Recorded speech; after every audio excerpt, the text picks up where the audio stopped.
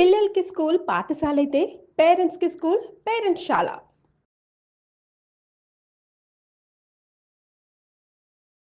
నమస్తే రమగారు. నమస్తే జయ. రమగారు, మనకి నాగపంచమి ఉంటుంది. మ్మ్. నాగపంచమి యొక్క విశిష్టత. శ్రావణ శుద్ధ పంచమి. ఈ శుద్ధ పంచమి నాడు నాగారాధన, సర్పారాధన విశేషంగా చెప్తారు. మామూలుగా మనం నాగులు చవితి చేస్తాం. చవితి చేస్తాం. తర్వాత సుబ్రహ్మణ్య ఆరాధనకి మనం సుబ్బరాయ షష్ఠి, స్కంద షష్ఠి అంట, కంద షష్ఠి అని రాస్తారు, చేసుకుంటాం. అలాగే ఈ రోజును కూడా మనం నాగారాధన చేసుకోవచ్చు. పుట్టకి వెళ్ళి పాలు పోయటమే కాకుండా మనం ఇంట్లో పొట్ట చేసుకుని పాలు పోసుకోవచ్చు. తర్వాత దేవాలయాల్లో ఈ జంట పాములు సుబ్రహ్మణ్య ప్రతిష్ఠ చేస్తారు, నాగప్రతిష్ఠ. ఆ నాగప్రతిష్ఠ చేసిన నాగులకి కూడా మనం పాలు పోసి నమస్కారం చేసుకోవచ్చు. ఇది విశేషమైన రోజుగా చెప్తారు. సర్ప పూజ ఈ మళ్ళీ ఎవరెవరికి అని అనంతుడు, వాసుకి ఇట్లా ఉన్నారు కదా నాగులు, మహానాగులు, వాళ్ళందరి పేర్లు చెప్పి కూడా చేసుకోవచ్చు. పుట్టకే వెళ్ళాల్సిన అవసరం లేదు. అవకాశం ఉంటే పుట్ట కూడా వెళ్ళి రావచ్చు. ఇంట్లో అయినా పూజ చేసుకోవచ్చు. దీన్ని సుబ్రహ్మణ్య ఆరాధనగా కూడా తీసుకోవచ్చు. మనం సుబ్రహ్మణ్య అష్టకం చెప్తారు, అష్టకం చదువుకోవచ్చు. సర్పాలకి, నాగులకే ప్రత్యేకమైన నవనాగ స్తోత్రం అని ఒక ప్రత్యేక స్తోత్రం ఉంది, అది చేసుకోవచ్చు. ఉదంకుడు చేసినటువంటి నాగస్తుతి, ఉదంకుడు నాగస్తుతి అటు తెలుగులోను సంస్కృతంలోనూ ఉంది, వ్యాస భారతంలోనూ ఉంది, తెలుగు భారతంలో కూడా ఉంది. రెండు స్తోత్రాలు కూడా మంచివి. ఈ నాగారాధన ఏంటంటే ప్రముఖంగా సంతానం కోసం చెప్తారు. ఒక్కొక్కళ్ళకి ఒక రకమైన సర్పదోషాలు ఉంటాయి జయ. ఈ సర్పదోషాల్లో వీళ్ళకి ఏం చెప్తారంటే చెవిలో నుంచి చీము గారటం, చెవిలో పసు పట్టింది అంటే, పసు వస్తుంది, చెవిలో చీము పట్టింది అంటే 100% నాగదోషమే. మన పెద్దవాళ్ళు అలాగే చెప్తారు. నాగారాధన చేస్తే ఈ సమస్య తీరుతుందని చెప్తారు.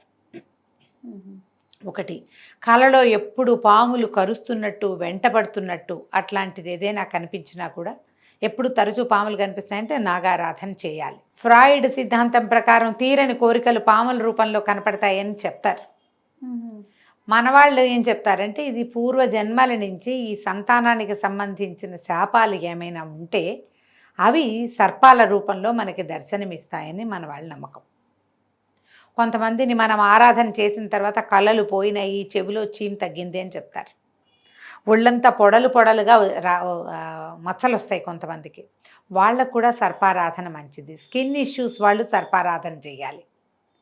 ఈ పుట్టమన్నుని తెచ్చి చెవికి పెట్టుకోమంటారు, అది చాలా విశేషమైన ఫలితం ఇస్తుందని, ఆరోగ్యానికి మంచిదని చెప్పబడుతుంది. దీనికి ఒక కథ కూడా, తమాషా చిన్న కథ ఒకటి చెప్తారు, నాగపంచమి కథ అని. ఒక రైతు పొలం దున్నాడట. ఆ పొలం దున్నినప్పుడు ఏమైంది, అక్కడ ఒక పుట్ట ఉండి ఆ పుట్ట ఇట్లా పైకి తెరిపిగా లేకుండా కొంచెం భూమిలోకి ఉంది. ఆ పాము గుడ్లు పెట్టిందట ఆ పుట్టలో. పిల్లలు పొదిగినాయి, చిన్న పిల్లలు పాకుతున్నాయి. ఈ రైతు పొలం దున్నినప్పుడు ఆ మొత్తం పాము పిల్లలన్నీ దాని కింద, నాగల కింద నలిగిపోయినాయట. నలిగిపోతే ఆ పాము విపరీతమైన కోపం వచ్చిందట దానికి. వాళ్ళ ఇంటికి వెళ్ళి వాళ్ళ అంతు చూడాలని ఆ ఇంటికి వెళ్ళిపోయిందట. రైతు ఇంటికి వెళ్తే ఏమైందట, ఆవిడ పూజ చేసుకుంటుంది. ఆ రోజు నాగుల పంచమి అయ్యేసరికల్లా అనంత నాగుడికి పూజ చేస్తోంది ఇంటి ఆవిడ. వాళ్ళు బయటికి రాలా, లోపల తమ జాతి వాడే పెద్దవాడికి పూజ జరుగుతుంది కదా, సర్పం వేచి ఉందిట. తర్వాత లోపలికి వెళ్ళింది పూజ అయిపోయాక. వెళ్ళేసరికల్లా మొత్తం ఆహార పదార్థాలన్నీ స్వామివారికి నివేదన పెడతాం కదా, ఏం పెడతారు జనరల్గా, చిమ్మిరి, చలిమిడి, పాలు, టెంకాయ, పాలు, తేనె అవి నివేదన పెడితే సర్పం అవన్నీ తినేసిందట. తినేసరికి దాని ఆరాటం తగ్గింది, కొంత స్థిమితపడి దుఃఖంతో చెప్పిందట, నేను నా పిల్లలన్నిటి పోగొట్టేశారు మీరు, నేను ఇట్లా బాధపడుతున్నాను, ఆ దుఃఖంతో వచ్చా, కానీ ప్రసాదం తినేసరికి ఆవేగం కొంత తగ్గింది, కానీ నా సంతానం కోల్పోయానంటే అప్పుడు ఆవిడ అనంతుడిని ప్రార్థిస్తే అనంతుడు కొంత అమృతాన్ని అందించాడట ఆ చనిపోయిన పాము పిల్లలకి. సర్పాలన్నీ మళ్ళీ బతికినాయని ఒక కథ చెప్తారు. ఇదో కథ, ఎన్ని కథలు ఉన్నాయో. ఒక ఆవిడ ఎవరికో చెవిలోంచి పస్సు వచ్చేది, పాము వెన్నాడుతున్నట్టు కరుస్తున్నట్టు కలొచ్చేదట. చాలా సంపన్న గృహస్థులు, ఆవిడ చాలా మంచిది.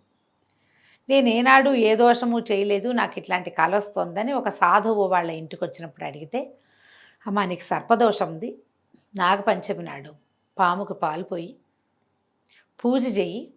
మరి రావి చెట్టు కింద ఎక్కడైనా నాగప్రతిష్ఠ జరిగిన చోట, నాగప్రతిష్ఠకి రావి చెట్టు కింద ప్రాంతం మంచిది, అక్కడ నాగప్రతిష్ఠ చేయించు. ప్రతి పంచమికి నాగుని అభిషేకించు. నీ బాధలు తీరుతాయంటే ఆవిడ చెవి తగ్గిపోయిందట, ఇవి కూడా తగ్గిపోయినాయి. ఈ పంచమి నాడు విశేషంగా ఏంటంటే ఎక్కడైనా రావి చెట్టు కింద కనుక మనకి నాగప్రతిష్ఠ ఉంటే దాని ప్రదక్షిణ కనుక చేస్తే చర్మ సంబంధమైన వ్యాధులు, చెవికి సంబంధించిన అనారోగ్యాలు, సంతానానికి సంబంధించిన దోషాలు తొలగిపోతాయని చెప్తారు. వీటిలలో మీరు ఏది కుదిరితే అది చేసుకోవచ్చు. ఎక్కువ ఇవన్నీ చేయలేం. పంచమి నాడు దేవాలయానికి వెళ్ళండి. మీ ఇంటి చుట్టుపక్కల మీ ఏరియాలో ఉన్న శివాలయాల్లో సాధారణంగా ఉంటుంది, నాగప్రతిష్ఠ ఉంటుంది, సాధారణంగా రావి చెట్టు ఉంటుంది. చాలు. ఒక చిన్న గ్లాసెడు పాలు పట్టుకెళ్ళి ముందు పాలు పోయండి, తర్వాత నీళ్లు పోయండి, నమస్కారం చేసుకోండి. బెల్లం కానీ, చలిమిడి కానీ, చిమ్మిరి కానీ, అరటిపండు కానీ నివేదన పెట్టచ్చు. అన్నీ పెడితే మరీ మంచిది. అధికసి అధికం ఫలం. ఇంత మాత్రమైన నివేదన చేసి నమస్కారం చేసుకోండి. ఒకవేళ ఇంట్లో చేసుకుందామంటే పడగ, ఒక వెండి పడగను తీసుకొచ్చి కొనుక్కొచ్చి పట్టుకొట్టు తెచ్చుకోండి. ఇవి ఇంట్లో అట్టు పెట్టుకుంటే కాసిన ఆ పడగ మీద కొన్ని పాలు పోసి కొంచెం చెమ్మిలి, తర్వాత చలిమిడి, అరటిపళ్ళు ఇలాంటివన్నీ నివేదన చేసి నమస్కారం చేసుకుంటే మంచి ఫలితం లభిస్తుంది. ఇది స్కిన్ ఇష్యూస్కి, సంతానపు సమస్యలకి, సంతాన సాఫల్యానికి బాగా పనిచేస్తుంది. ఈరోజు దానికి ముఖ్యమైనదన్నమాట. ఈ వయసు వాళ్ళు చేయొచ్చు, ఈ వయసు వాళ్ళు చేయకూడదు, మాకు పిల్లలు అక్కర్లేదు, ఇలాంటి భావాల్లోకి వెళ్ళకండి. ఆరోగ్యం అందరికీ కావాలి, సంతానం లేకపోతే కావాలి, ఉంటే వాళ్ళ భవిష్యత్తు కావాలి మనకి. అంతే కదా. ఎవరి కోసమైనా ఇది మంచిదే, చేసుకోవచ్చు చక్కగా. దేవాలయాలకు వెళ్తే మరీ మంచిది. అయితే ఈరోజు ఏం చేస్తారంటే సర్పానికి సంబంధించిన ఆరాధన ఎప్పుడైనా మనం చేస్తూ ఉంటే కనుక ఈ రోజున కూరలు తరగకూడదు, ఏది తరగకూడదు, పొలం దున్నకూడదు. ఈ 2 నియమాలు. మీరు పూజ చేసుకునేటట్టయితే తరిగిన కూర తినద్దు, మీరు తరగద్దు. ఎందుకంటే ఇప్పుడు కూరలు అవి తరిగేటప్పుడు బెండకాయల్లోనో వంకాయల్లోనో చిన్న పురుగులు ఉంటే తరగబడతాయి, అవి కట్ అయిపోతాయి. అది మంచిది కాదు. అందుకని కూరలు తరగద్దు, తరిగిన కూర కూడా తినద్దు. ఇది నియమం. ఏముంది, పాలకూర తుంపి కూరలో వేసుకోవచ్చు, ఆలుగడ్డలు కుక్కర్లో పెట్టి ఉడికాక చక్కగా ఒలిచేసి చేసుకోవచ్చు, చామదుంపల కూర చేసుకోవచ్చు, పప్పు వండుకోవచ్చు, హాయిగా ముద్దపప్పు వండుకోవచ్చు.